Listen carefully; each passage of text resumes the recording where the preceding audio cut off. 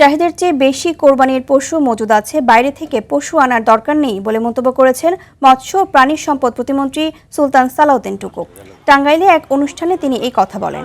এ সময় তিনি আরও বলেন, পশু হাট ও পশুবাহী গাড়িতে যাতে চাঁদাবাজি না হয় সেই ব্যাপারে আইনশৃঙ্খলা বাহিনী তৎপর রয়েছে। প্রত্যেক হাটে ভেটেরিনারি ডাক্তাররা দায়িত্ব পালন করবে।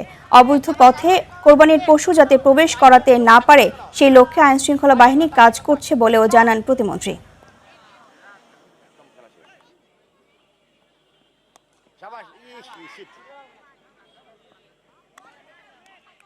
চাহিদার চাইতেও বেশি পরিমাণে পশু আমাদের মজুত রয়েছে, কাজে বাইরের কোনো কুরবানির পশুর দরকার নেই। বাংলাদেশি সাফিসিয়েন্ট ইনশাল্লাহ, এবং চাহিদা অনুযায়ী আমরা সরবরাহ করতে সক্ষম হব। কোনো চাঁদাবাজি না হয় সেই ব্যাপারে আমরা সজাগ রয়েছি, সেই অনুযায়ী ব্যবস্থা গ্রহণ করা হয়েছে ইনশাল্লাহ।